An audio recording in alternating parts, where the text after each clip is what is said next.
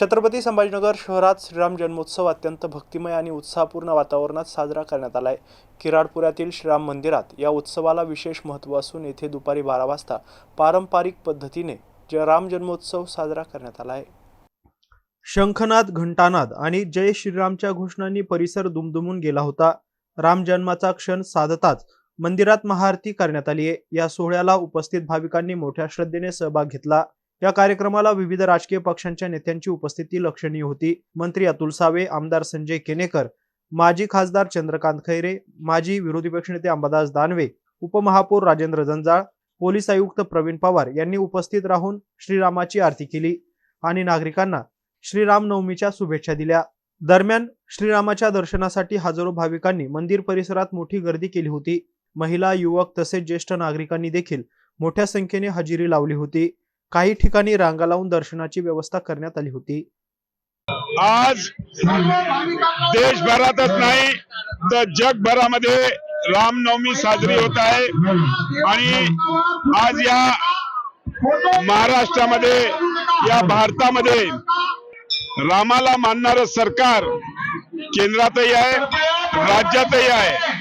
आज छत्रपती संभाजीनगरमध्ये पण महापालिका असो, जिल्हा परिषद असो, सर्व राम भक्तांना मानणारे राम भक्त आज सत्तेत आलेले आणि अतिशय उत्साहामध्ये जगभरामध्ये रामनवमी आज साजरी होते। त्याच पद्धतीने आज किराडपुरा राम मंदिर हे अनेक वर्षापासून या मंदिरामध्ये आरती होत असते। आजही प्रभू रामचंद्रांची आरती इकडे ठीक 12 वाजता झाली।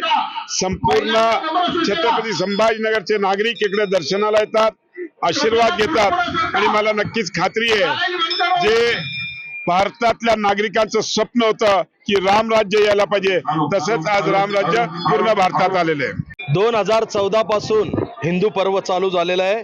देशामध्ये माननीय पंतप्रधान नरेंद्र मोदीजींनी, राज्यामध्ये देवेंद्रजींनी खऱ्या अर्थानं या देशामध्ये अयोध्याचं मंदिर, रामाचं मंदिर तसेच काशी विश्वनाथाचं जीर्णोद्धार हा खऱ्या अर्थानं सुरू झालेला आहे। एक हिंदू पर्व चालू झालेलं आहे। राम अनंतात आहे, राम सर्वात है आणि राम या देशाची आस्था आहे आणि जो राम का है वही काम का है। आणि प्रभू रामचंद्राचा जय जयकार फक्त हिंदुस्थानात नाही, हिंदुस्थानाच्या बाहेर पण चालू आहे आणि आज आनंदाची बाब म्हणजे मंदिर पूर्ण झालेलं आहे। अर्थात मोदीजींनी त्यात सगळ्यात मोठा सहभाग वर्तवलेला आहे।